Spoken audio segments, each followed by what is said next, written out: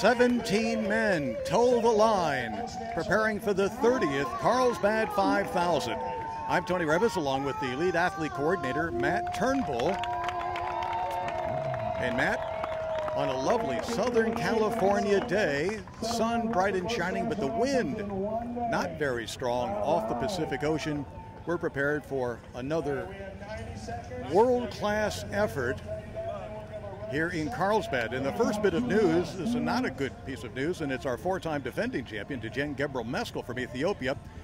Flew in all the way from Addis Ababa, arrived on Friday, and has come down sick and has had to withdraw. Yeah, it's a shame. He was feeling sick a little bit later in the week after his last training session in Addis Ababa. He didn't get on the first flight he was scheduled, but thought he'd come anyway and say how he felt when he got here. Did some training yesterday, and he thought he'll give himself overnight to see how he is. Woke up this morning and he was still sick. So I think it's best for all that he's here in spirit. He's actually holding the finish line tape today, so he still wants to be part of the day. I spoke to him just before the start of the race, and he said he will definitely be back next year to sort of defend and take on the new defending champion. So the first time in 5 years, we will have a new champion here at Carlsbad. Runner set.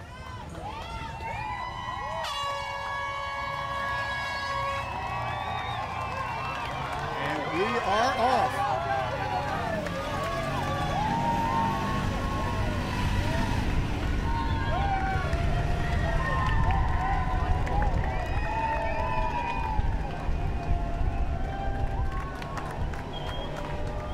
And so we begin. And our pacer is Andrew Springer, a native of Westerly, Rhode Island, an All-American at Georgetown, graduated in 2014. He was a bit of a high school phenom in New England, running very low, like a 4:02 high school mile. Then he was an All-American at 10,000 meters at Georgetown, now runs for the New York Track Club, coached by Coach Gagliano. And what's his task out here, Matthew? Yeah, so Lawi Lalang, and we originally had a pacemaker set for Dejen, who was going to have a real good crack at the world record. After he pulled out last night, or this morning, we spoke with Lawi and Lagat and a few others here, and they decided on 4:10 through the first mile.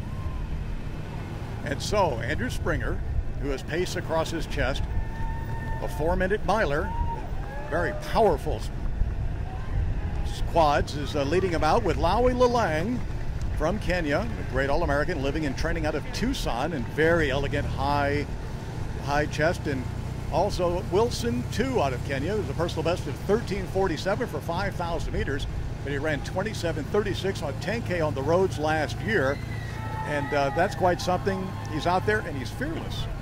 Yeah, Wilson's out of the Federica Rosa camp. We always support his athletes over here in Carlsbad. And Wilson and Joseph are the two to come over this year. Wilson's got quite a strange, kind of rangy style about his arms, but he looks very effective, actually. So he's gone with the pace. Him and Lawi seem to be pushing each other along, and Mr. Springer's doing a nice job right now. In fourth place is the tall figure of Heron Lagat, training out of New Mexico. He's been in this race, 7 straight years or so, always in the top 10, as high as third with the best of 13:36. Behind him, the great Bernard Lagat, runner-up last year in what we thought was an American record of 13:18. As it turns out, a cone in the road at one of the turnarounds was ill-placed, and that record was not recognized. But he's in great shape. He has set Masters records, several Masters records so far this year, 3 Masters records, including 3:54 at the Watermaker Mile. He was third at the Birmingham 2-miler in 8:17, so he's got it within him to get that job done as we make our first turn with Lalang behind Springer, our pacer. Wilson, too. Kitter, rather, is in third place. That's Joseph Kittur. He was fourth over 5,000 meter last summer's Commonwealth Games. This is his first 5K road race. He's got a best on the track of 13:09. Then behind him is Bernard Lagat, looking for that Masters world record. So our women's pacer was a little bit off the mark, and in many ways you would think it did cost Kinzebi Dababa the world record because she closed so fast. Her first 2-mile splits were exactly the same as last year's Julia Bleasdale from the UK, and Julia finished the race, I believe, in 15:06, and Gidzebi finished it in 14:48 off exactly the first 2-mile splits. So she really had a lot of energy left and just didn't get started in time. But Laui Lalang, who's had a difficult season so far, he's been ill, so he's highly motivated here in Carlsbad.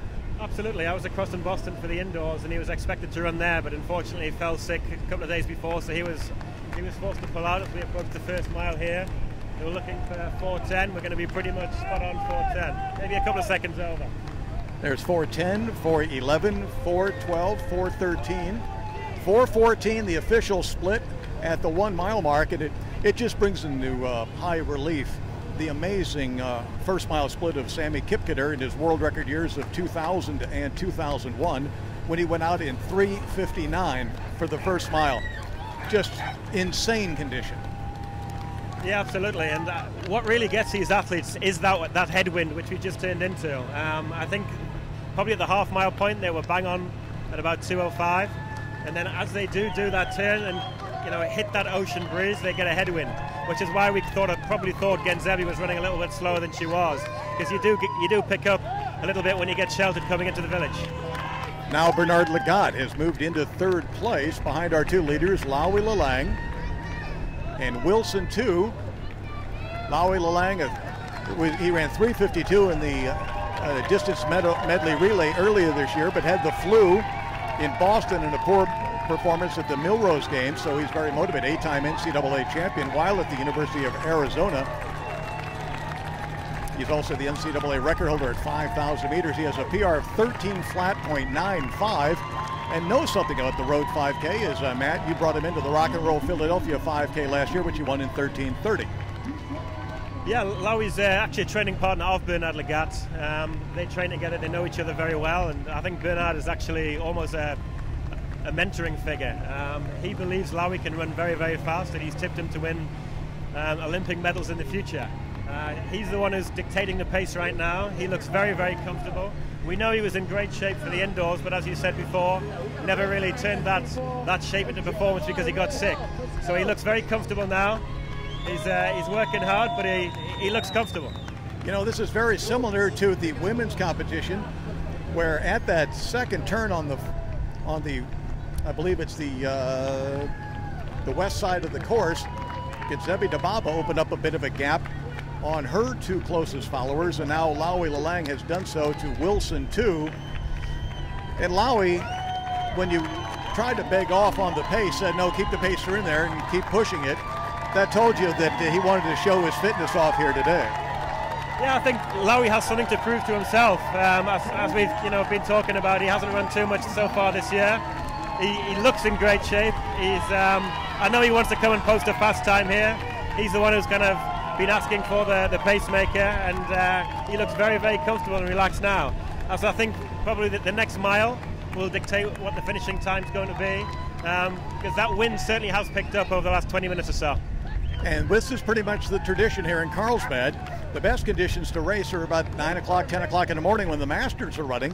Once again, here in Carlsbad, we have separate gender and age group races beginning at 7 o'clock in the morning with the Masters men, followed at 8 o'clock by the Masters women, followed by the 20 to 29-year-olds on both genders, and then the 30 to 39-year-olds, and then the professionals go.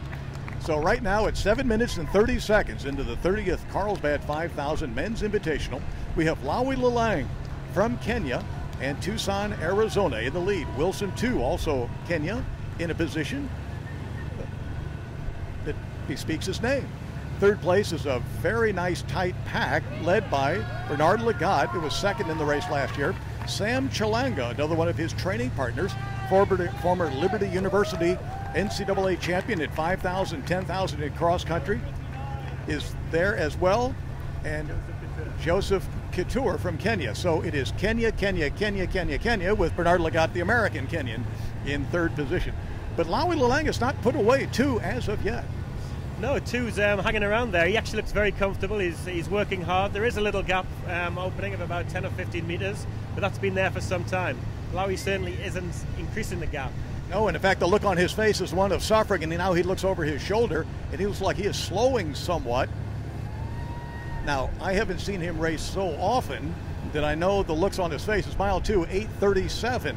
Unofficially, 8:37 was the 2-mile mark, coming off of 4:14. So that was like an 8:23 second mile. But again, it's always going to be slower in this second mile. And I would say that 2 is not making any advantage up on Lawi Lalang right now. As we take a look at the flags on the side of the course, we can see this is strictly an ocean breeze coming directly off, quartering right off now the left shoulder of the athletes as they make this turn on Carlsbad Village Drive. Third place, Bernard Lagat. Sam Chalanga in fourth, Joseph Kidder in fifth. Now the gap a little bit more apparent, and you can see that wind snapping that umbrella on the sidewalk. Yeah, I think this wind's really just hit Lawi now. He seems to have slowed a little. He's going to fight this wind for the next maybe quarter mile, and then as soon as he gets back into the village with there must be 10, 15,000 people lining the streets there, I know that'll give him a pick, and hopefully he can close it out quickly. But he knows that Mr. 2 is right behind him. And again, Wilson 2, he's got 13:47 on his resume for a 5,000 meter track best, but he's a 27:36 road 10K man, which tells me he's got some real strength. You go under 28 minutes on the roads, and that tells you something. He's one of these guys from Kenya you'd never hear of because the depth over there is so extraordinary. You put him in any other nation, he's an Olympian. Yeah, that's absolutely correct. The depth in Kenya and Ethiopia, as we all know in distance running, is quite remarkable. And that's what this race has always been fantastic at. We like to give athletes opportunities. Yes, we want the superstars, but we want the emerging elites and those who are trying to make their breakthrough come here as well.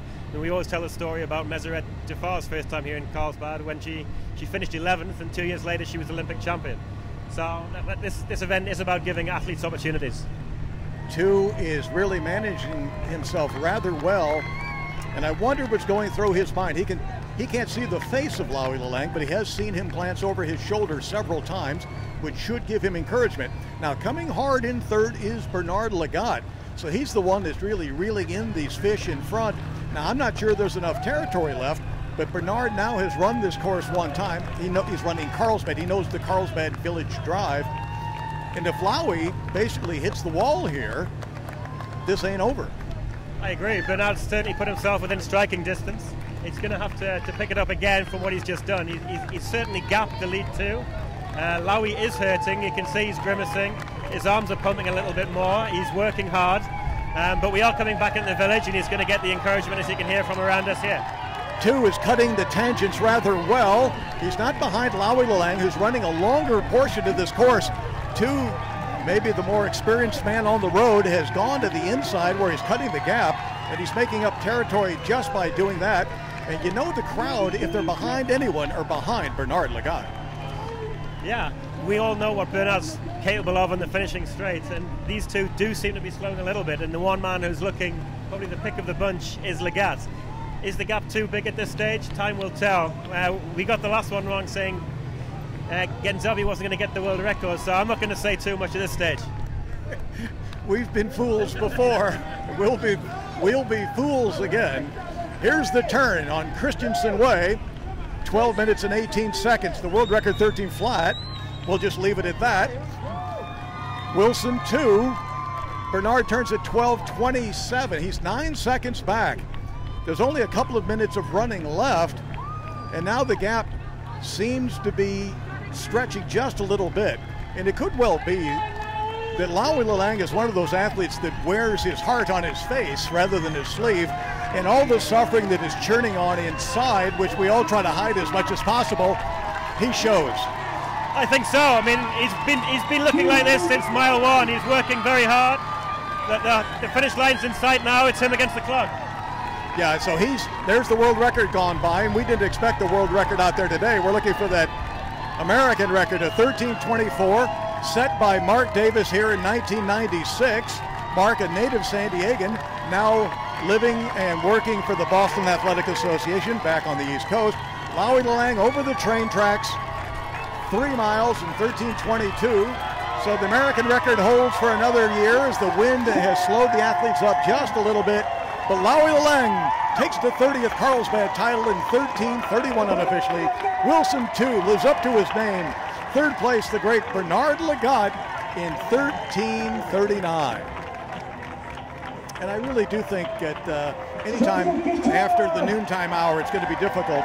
As Sam Chilanga comes in fourth place in 13:50. Kidder. There's Diego Estrada.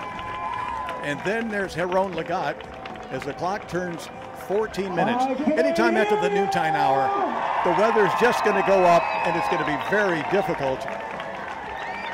Ben St. Lawrence rather. And in they come. It's just difficult, Matt, once you get afternoon. If they want the records, once again, it just seems you have to schedule this thing around 10 o'clock in the morning.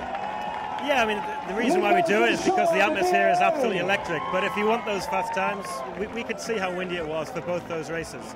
Yes, Genzabi ran the second fastest time of all time. She's an exceptional athlete. These guys are capable of running so much faster. Could they have run that at 10 o'clock? Who knows? It's road racing. You have to battle the elements as well as each other. It's been a great day of racing here. No records this time round, but we'll be here next year and try again. The first 30 are in the books. 31 coming up next spring. Thanks for joining us. For Matt, I'm Tony. See you next time. Right here, guys.